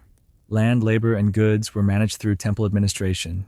Priests, workers, and craftsmen depended on the temple for employment and status. Festivals transformed the space. Processions moved through courtyards and beyond the temple walls, temporarily expanding sacred space into the surrounding town. During these events, statues were carried, hymns recited, and offerings made, reinforcing collective identity. The temple's design accommodated both daily ritual and periodic public participation. Over time, as traditional religion declined under Roman and later Christian influence, the temple's function changed. Sand gradually buried large portions of the structure, protecting it from destruction. When excavated in the 19th century, Edfu emerged remarkably intact, revealing architectural relationships preserved for over 2,000 years. The temple does not innovate in form. Its importance lies in completeness and clarity. Edfu serves as a reference for understanding earlier Egyptian temples that survive only in ruins. Its architecture expresses a worldview where order is maintained through repetition, ritual, and controlled movement. The temple embodies stability rather than experimentation. Every wall, corridor, and chamber reinforces separation between human space and divine presence. Edfu shows how architecture can encode belief through spatial sequence rather than symbolism alone. The temple's scale impresses, but its power lies in structure and continuity. It preserves an architectural language refined over millennia. Edfu stands as a record of how ancient Egypt sustained tradition, even under changing political conditions. Its stone walls continue to guide movement and perception exactly as intended. The temple remains a key example of how sacred architecture was used to shape experience, authority, and memory. The Anasazi disappearance. Across the high desert plateaus of the American Southwest, stone villages remain where people once lived for centuries and then left. Walls still stand. Rooms remain intact. Footpaths lead nowhere. The land holds clear evidence of long occupation, followed by quiet absence. Archaeologically, these communities are identified as the ancestral Puebloans, often referred to historically as the Anasazi. Their settlements spread across present-day Colorado, Utah, Arizona, and New Mexico, flourishing roughly between 700 and 1300 CE. The environment they occupied was challenging. Rainfall was limited and unpredictable. Agriculture depended on careful timing, soil management, and water control. Maize, beans, and squash formed the subsistence base, supported by hunting and gathering.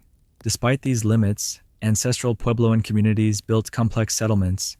In places like Chaco Canyon, massive stone great houses rose from the desert floor, aligned with cardinal directions and celestial cycles. Roads radiated outward, connecting distant communities across open terrain. In cliff-lined regions such as Mesa Verde, people built multi-story dwellings tucked into alcoves. These structures combined stone masonry, timber beams, and plaster, forming compact villages suspended above canyon floors. These were not temporary camps. They were long-term homes, rebuilt and expanded over generations. Kivas, circular, semi-subterranean ceremonial rooms, appear repeatedly, indicating shared ritual practices across regions. For centuries, these communities adapted to shifting conditions. Architecture changed. Settlement patterns shifted between open pueblos and cliff dwellings. Trade networks connected turquoise, pottery, and other goods across wide distances.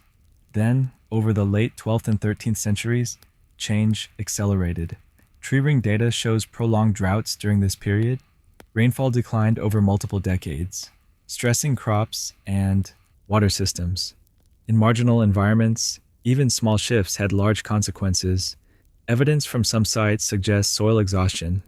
Intensive farming reduced fertility, making recovery difficult when rainfall failed. At the same time, settlement density increased in certain areas. Competition for resources likely intensified, especially near reliable water sources. Archaeological indicators of conflict appear sporadically. Defensive site placement, tower structures, and trauma on skeletal remains suggest periods of tension rather than constant warfare. There's no evidence of a single catastrophic collapse. No burned cities across the entire region. No mass graves indicating sudden destruction. Instead, abandonment occurred unevenly. Some villages emptied gradually. Others were left more abruptly. In many cases, usable structures were left intact rather than dismantled. Personal belongings were sometimes taken, sometimes left behind.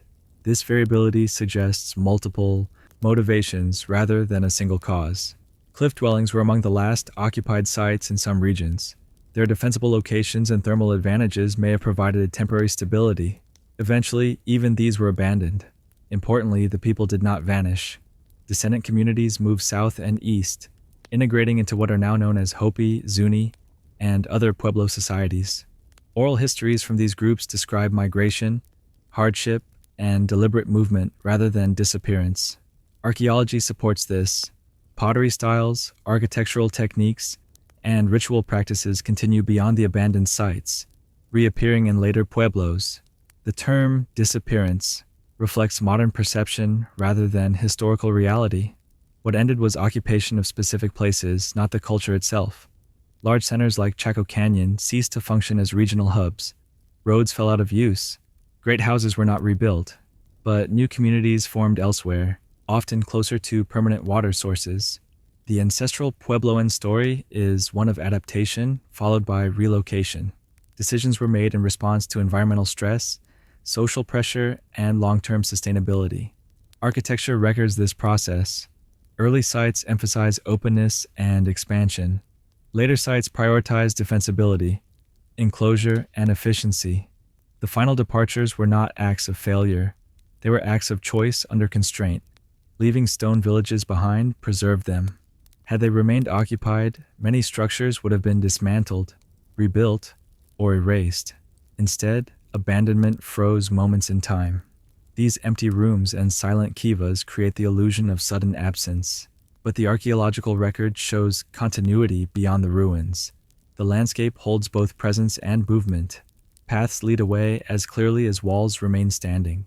Understanding the Anasazi disappearance requires stepping away from mystery narratives and focusing on evidence of change, stress, and decision-making. The ruins do not mark an end. They mark a transition. Stone villages became memory anchors rather than living places. The ancestral Puebloan world did not collapse into silence. It moved. Their descendants continued to live in the Southwest, carrying traditions shaped long before these structures were abandoned. The disappearance is not written in stone. The movement is. The Pyramid of Hellinikon.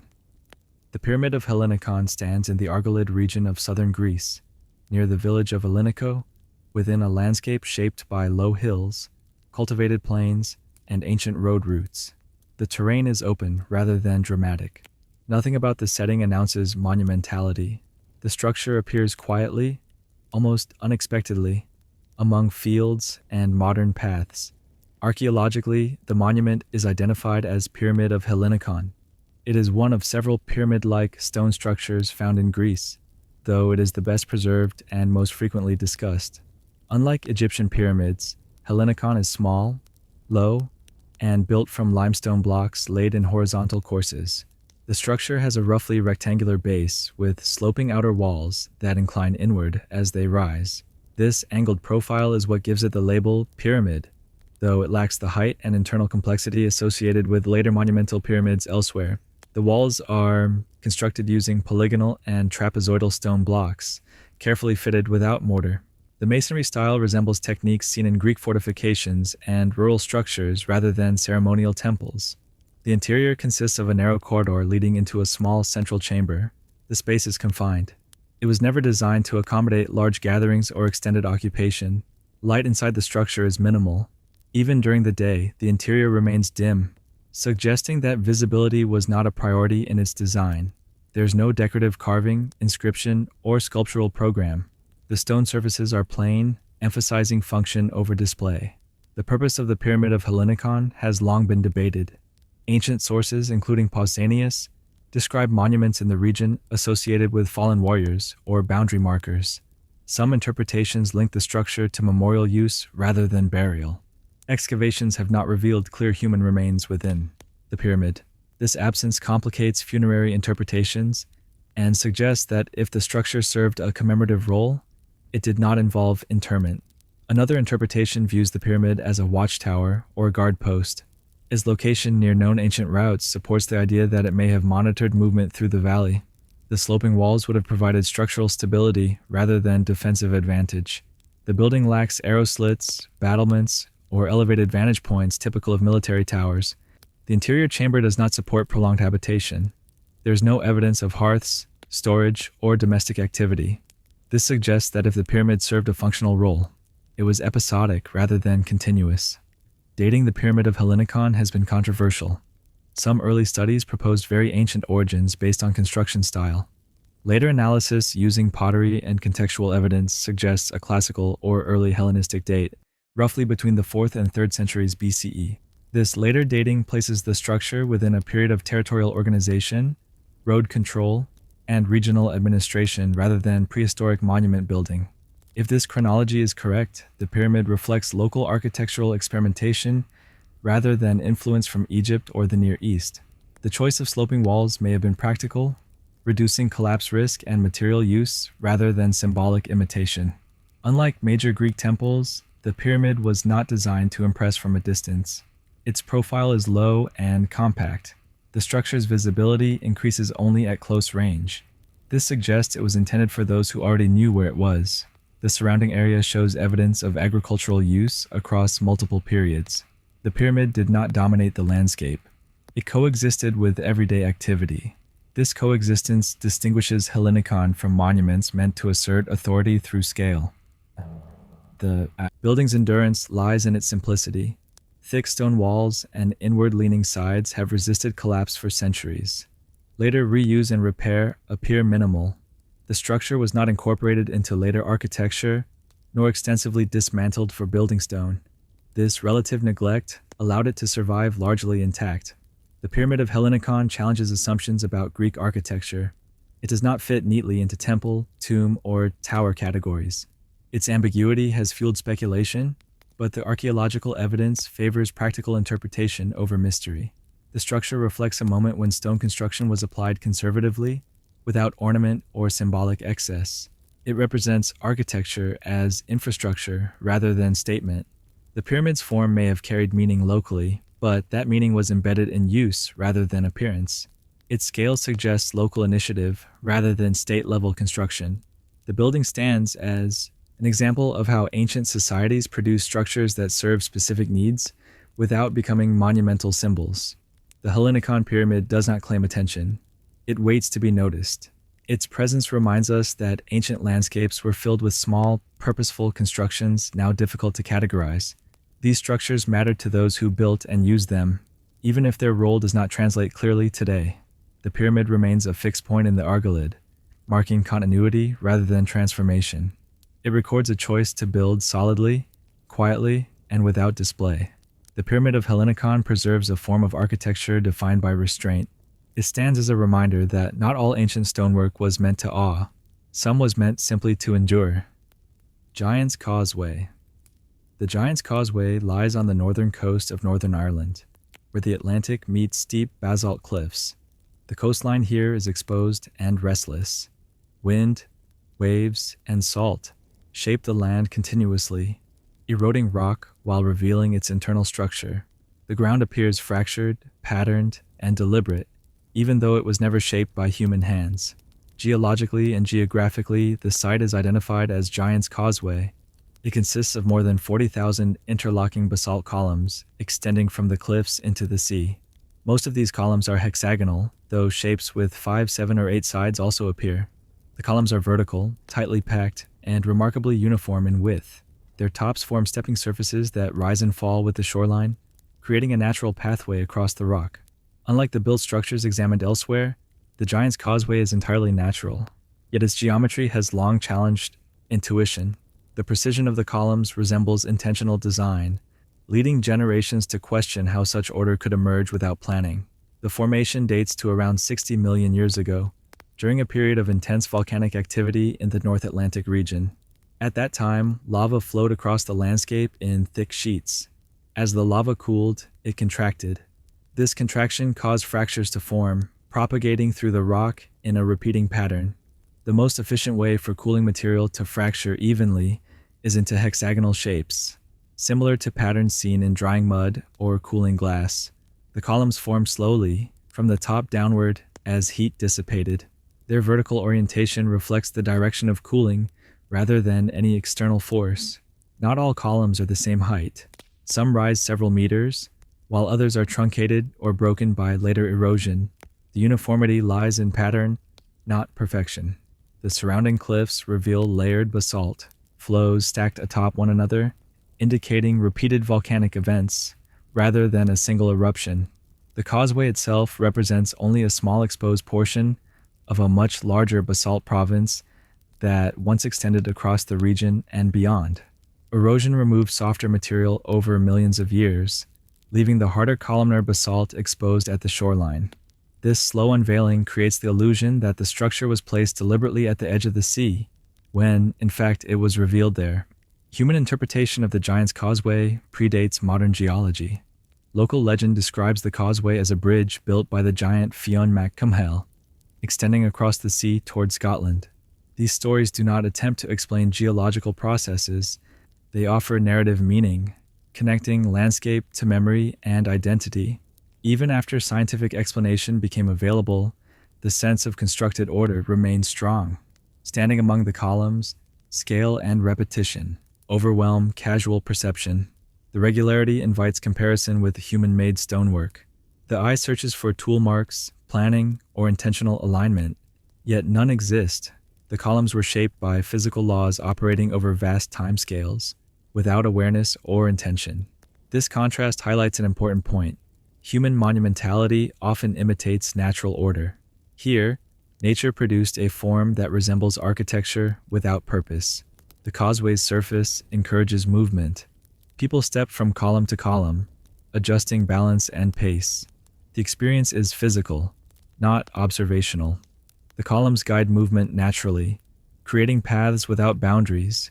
There are no walls, entrances, or centers. Sound behaves differently here. Waves strike the columns, echoing between vertical surfaces. Wind funnels through gaps, creating shifting acoustics. The site has no interior space. All experience occurs in the open, exposed to weather and light.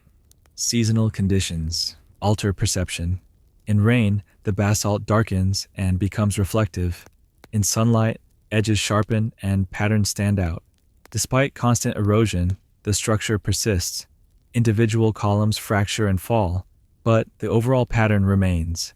This durability reflects the strength of basalt rather than preservation through maintenance. The Giant's Causeway challenges the distinction between natural and constructed order. It shows that complexity does not require intention. It also explains why early societies often attributed such formations to giants or gods. The scale exceeds human capacity, yet the form feels purposeful. The causeway does not mark territory, ritual, or memory in the way human structures do. Its meaning is assigned after the fact. What remains consistent is its influence. The site has shaped art, folklore, scientific inquiry, and national identity. Its columns have been compared to ancient temples, pavements, and foundations, even though they precede humanity entirely. This comparison reveals more about human perception than about the rock itself. The Giant's Causeway reminds us that pattern alone can inspire meaning. It shows how order can emerge without builders, plans, or symbols. In the context of this documentary, the causeway serves as a counterpoint. It is not an ancient structure, yet it explains why humans are drawn to stone geometry. The desire to shape stone may originate from observing stone shaped by nature. Here the land demonstrates what repetition, alignment, and scale can achieve without intention. The causeway stands as a reference point, not for lost civilizations, but for the deep processes that predate them. Its columns remain where cooling lava left them, continuing to shape movement and perception along the coast. They form a natural architecture that invites comparison without requiring explanation. The Giant's Causeway holds no message. It offers form, and that form has been enough to hold attention for centuries. Meroe Pyramids. The pyramids of Meroe rise from the eastern desert of Sudan, where the Nile curves away and the land opens into dry plains of sand and gravel. The environment is stark and expansive. Vegetation is sparse, water sources are distant, and the horizon remains uninterrupted for long stretches. In this setting, the pyramids appear abruptly, clustered, and sharply defined against the desert floor. Archaeologically, the site is identified as Meroe, the royal cemetery of the Kingdom of Kush. The The pyramids were built roughly between the 3rd century BCE and the 4th century CE, during the period when Meroe served as a political, economic, and religious center of Nubian civilization. Unlike the massive pyramids of Old Kingdom Egypt, the pyramids at Meroe are smaller, steeper, and more numerous. More than 200 pyramids were constructed here, tightly spaced within defined burial grounds. Their proportions are distinctive. The pyramids are narrow at the base and rise at sharp angles, creating tall, slender profiles. This geometry emphasizes verticality rather than mass.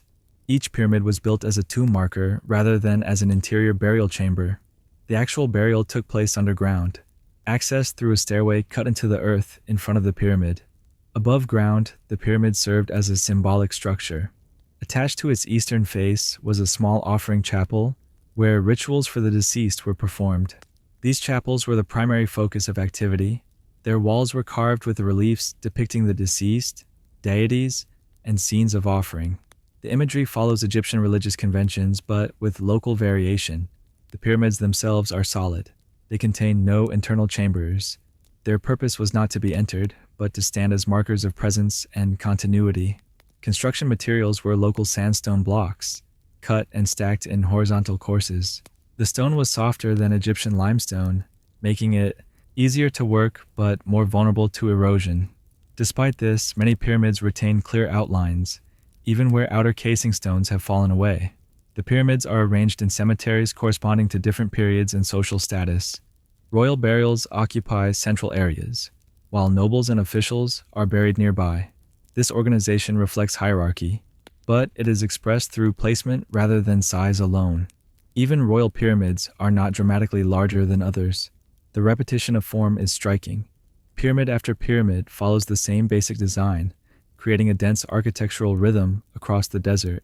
This repetition suggests standardized building practice rather than individual experimentation. Builders worked within a shared architectural language. The Kushite rulers of Meroe adopted pyramid construction centuries after Egypt had largely abandoned the form. This was not imitation in real time, but selective continuation. By the time Meroe's pyramids were built, Egyptian pyramid building was long past. Temples and rock-cut tombs dominated instead. The decision to build pyramids reflects cultural memory rather than technological necessity. The form carried symbolic meaning tied to rebirth, ascent, and the afterlife. Yet the Kushite pyramids are not replicas. Their steep angles, smaller scale, and chapel-focused ritual use distinguish them clearly from Egyptian examples. Reliefs within the chapels show rulers interacting with both Egyptian gods and distinctly Nubian deities. This blending reflects a hybrid religious system. Inscriptions are written in Egyptian hieroglyphs, and later in the Meroitic script, a still partially undeciphered writing system unique to the region. These texts name individuals, titles, and ritual formulas, anchoring the pyramids to specific people rather than abstract kingship. Burial goods found in underground chambers include pottery, jewelry, weapons, and everyday objects, indicating belief in continued existence after death. Unlike Egyptian royal tombs filled with vast wealth, Meroitic burials tend to be more modest, though still carefully prepared. The cemeteries at Meroe were used continuously over centuries. New pyramids were added without removing older ones, creating layered landscapes of memory. There's no single dominant monument. Authority is expressed through continuity and repetition rather than singular scale. The desert setting enhances this effect. With little else to interrupt the view, the clustered pyramids define the landscape. The pyramids are oriented consistently, with chapels facing east toward the rising sun. This alignment reinforces themes of renewal and rebirth. Erosion, looting, and later destruction have damaged many structures. In the 19th century, some pyramids were deliberately dismantled by treasure hunters. Despite this, the overall layout remains legible. The pattern of pyramids still defines the site. The absence of large temples within the cemetery emphasizes that this space was reserved for the dead. Ritual activity occurred at the chapels, not within the pyramids themselves. Living settlements lay elsewhere. The cemetery stands apart from daily life, yet within sight of the capital. This separation reinforces the role of the pyramids as markers rather than functional spaces. The Kushite use of pyramids demonstrates how architectural forms can persist long after their original cultural context has changed. The form was retained, adapted, and reinterpreted to fit local belief and social structure. Meroe's pyramids show that monumentality does not require scale alone. Repetition and density can be equally powerful. They create meaning through accumulation rather than dominance. Each pyramid represents an individual, but together they express collective identity. The cemeteries record centuries of continuity, not a single era of construction. They preserve a tradition that linked rulership, religion, and landscape through stone. The pyramids of Meroe remain fixed in the desert, holding outlines of belief long after the kingdom that built them disappeared. They stand as evidence of how ancient societies chose to remember their dead, not through isolation, but through presence among many. Kofun burial mounds. Across the plains and low hills of central Japan, vast earthen mounds rise quietly from the landscape. From the ground, they often appear as wooded hills or gently raised terrain. From the air, their shapes become clear. Many follow a distinctive keyhole form, unlike any burial architecture found elsewhere in the world. Archaeologically, these monuments belong to the Kofun period, dating roughly from the 3rd to the 7th centuries CE. During this time, Japan transitioned from loosely organized regional groups into increasingly centralized political structures. The term Kofun refers both to the period and to the burial mounds themselves. Tens of thousands were built across the archipelago, varying greatly in size and complexity. The largest Kofun are monumental in scale. Some extend more than 400 meters in length, surrounded by wide moats and multiple earthen embankments. These are among the largest tombs ever constructed by volume. The most iconic form is the keyhole shape, consisting of a circular rear mound joined to a rectangular front extension. This form is not practical for defense or habitation. Its meaning is symbolic rather than functional. Construction relied almost entirely on earth. Soil was quarried locally, transported, and compacted layer by layer. Stone was used selectively for chambers, retaining walls, and surface protection. The scale of labor required was enormous. Building a large kofun demanded sustained coordination, workforce organization, and control over land and resources. These mounds were not communal graves. They were elite tombs, built for rulers and high-ranking individuals. Smaller kofun nearby likely belonged to relatives or retainers, forming hierarchical cemetery landscapes. Burial chambers were typically constructed within the mound, accessed through horizontal corridors or vertical shafts. Inside, coffins made of wood or stone held the deceased. Grave goods were placed alongside the body. These included bronze mirrors, iron weapons, armor, beads, and ceremonial objects. Such items indicate status and authority rather than personal wealth alone. One of the most distinctive features of kofun is the presence of haniwa, clay figures placed on the surface of the mound. These range from simple cylinders to detailed representations of people, animals, houses, and tools. Haniwa were not buried. They stood exposed, forming rows or clusters along the mound's edges and terraces. Their function appears symbolic rather than decorative. Some haniwa depict warriors, attendants, or ritual specialists. Others show everyday structures. Together, they create a representation of social order surrounding the tomb. The placement of haniwa suggests boundary marking. They define sacred space and separate the mound from the surrounding world. Most large kofun were surrounded by moats, sometimes multiple rings of water. These moats added visual separation and restricted access. Access to the mound itself was limited. Ritual activity occurred around the perimeter rather than at the burial chamber. The interior of many kofun remains unexcavated. Some, including the largest examples, are protected as imperial tombs and are not open to archaeological investigation. This restriction preserves the mounds but limits direct evidence. Much interpretation relies on excavated smaller kofun and historical comparison. The kofun tradition reflects growing political centralization. The ability to mobilize labor at this scale indicates emerging authority beyond kin groups. Unlike earlier burial practices, which were smaller and more varied, kofun architecture becomes increasingly standardized over time.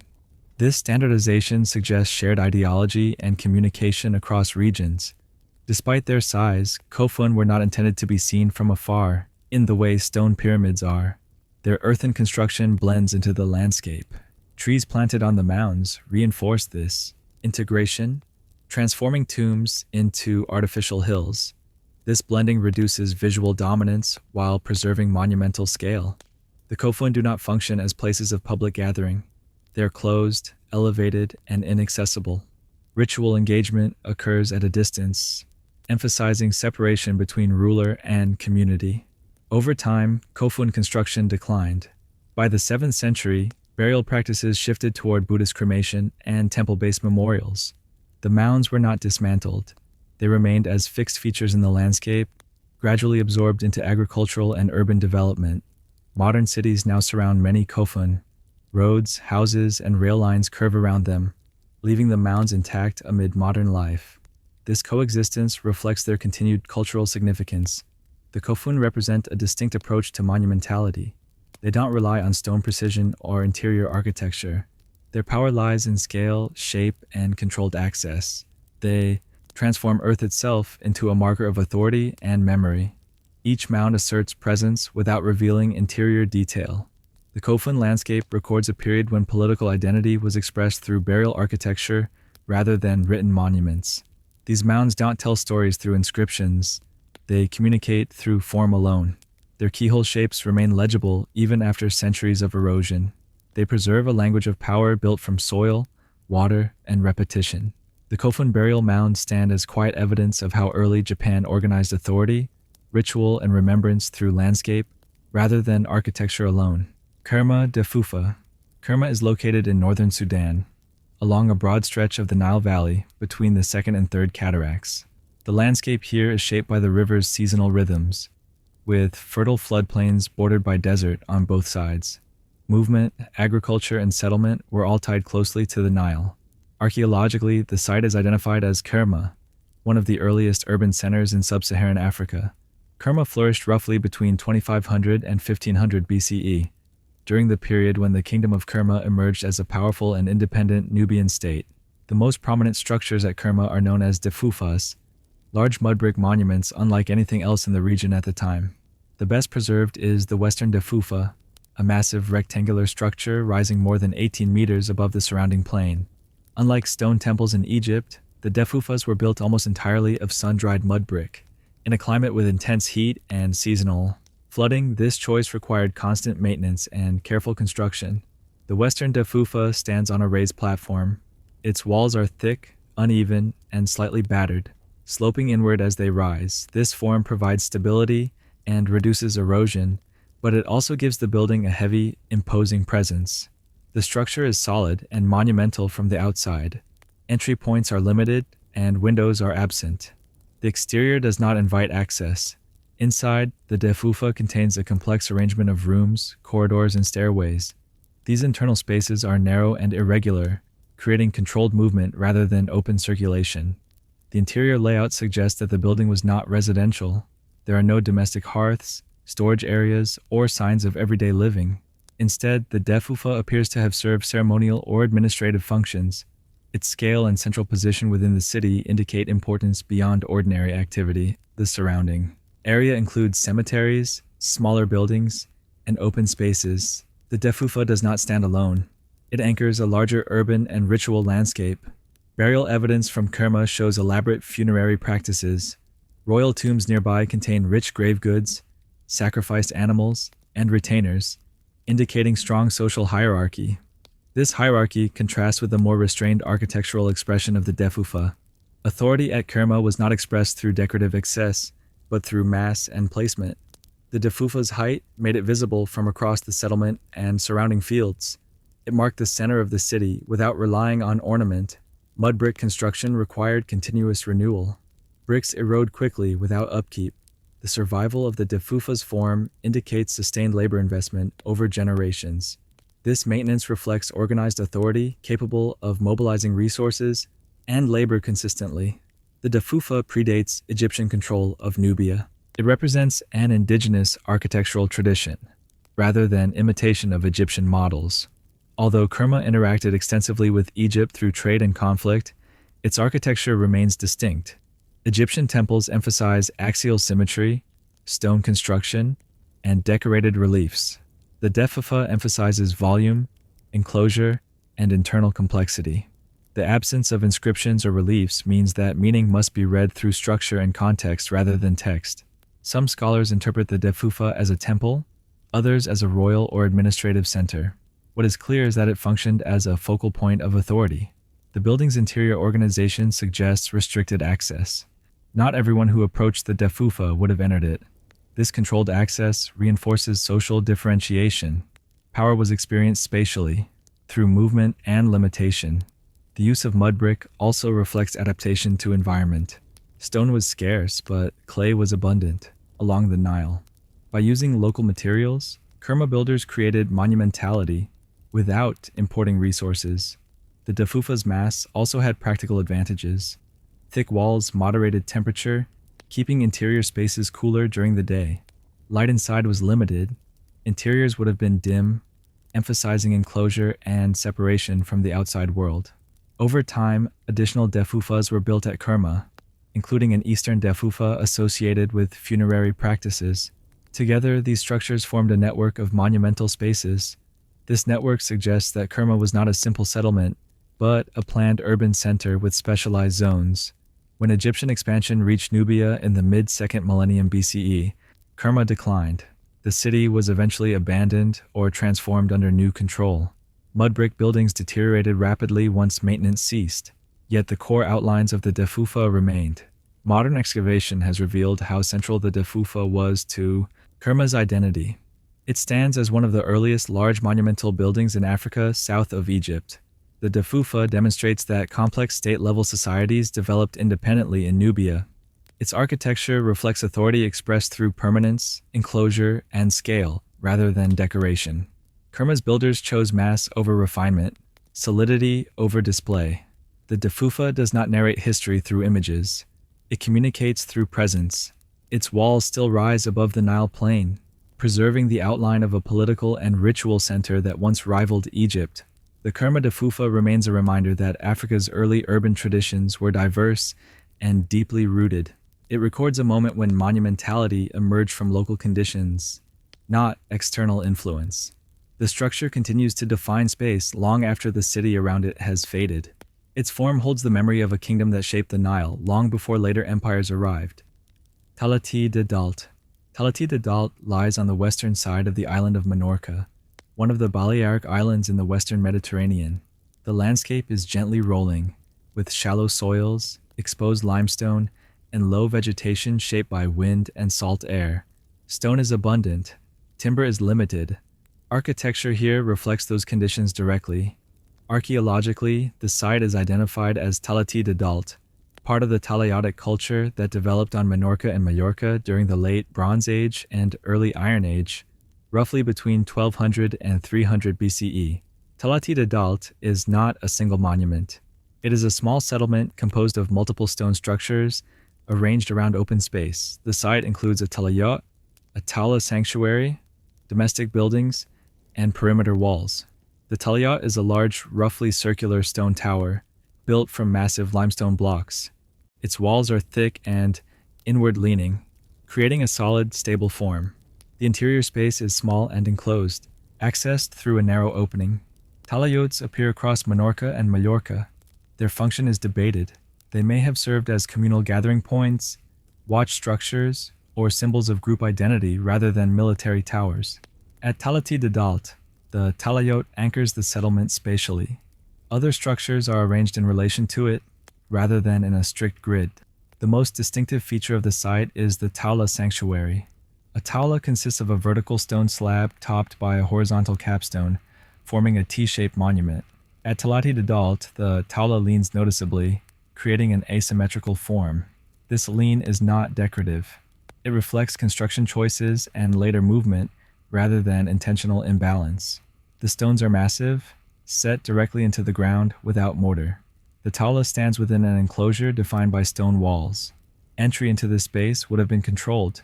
It was not part of daily domestic circulation. Unlike temples with roofs or enclosed chambers, the tawla sanctuary is open to the sky. Ritual activity occurred outdoors, within defined boundaries rather than enclosed interiors. There are no inscriptions or reliefs explaining the tawla's purpose. Interpretation relies on context, associated finds, and comparison with other sites. Animal bones, pottery, and fire traces found near tawlas suggest ritual feasting or offering rather than everyday cooking. The tawla's orientation and placement may have been symbolically significant. but patterns vary across sites. There's no single standardized alignment. This variability suggests shared ideas expressed locally rather than centrally imposed religious rules. Domestic structures at Talati de Dalt are built from smaller stone blocks, arranged into rounded or irregular rooms. Roofs were likely made from organic materials that have not survived. These houses cluster loosely rather than forming straight streets. Movement through the settlement would have followed curved paths shaped by walls and open areas. The settlement is compact. It was not designed to accommodate large populations. Instead, it reflects small community living. Perimeter walls define the site's boundary but do not form strong fortifications. Their height and construction suggest demarcation more than defense. The use of large stones throughout the site indicates coordinated labor.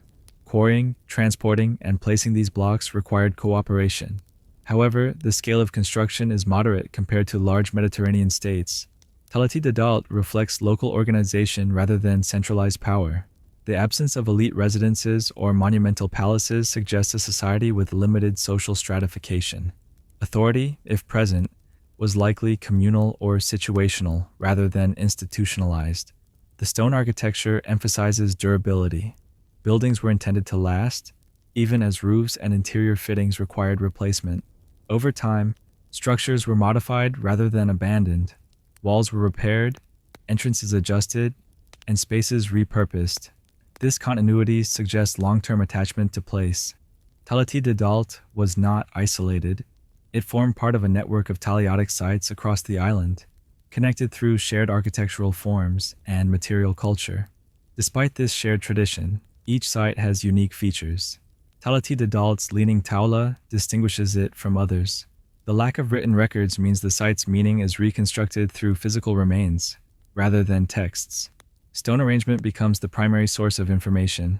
The open nature of the sanctuary suggests that ritual was visible but restricted by proximity rather than enclosure. Participation may have been limited by social role rather than physical barriers.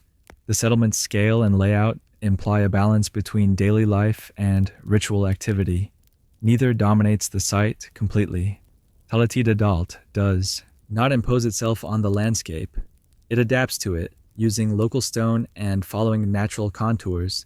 The architecture blends with the terrain, becoming part of the environment rather than standing apart from it. When the Taliotic culture declined under Roman influence, the site was gradually abandoned. Stone structures remained, while organic elements disappeared. Later activity did not heavily reuse the site, allowing its layout to remain legible. Today, the stones still define space as they once did, guiding movement and framing open areas. Talati de Dalt preserves a way of building focused on community, ritual, and durability without monumentality. Its structures do not seek to impress through height or decoration. They assert presence through mass, repetition, and placement. The site records how island societies organized life with limited resources and strong local identity. Talati de Dalt stands as evidence of a Mediterranean culture that expressed belief and belonging through stone rather than text. Its architecture remains grounded, restrained, and closely tied to daily experience.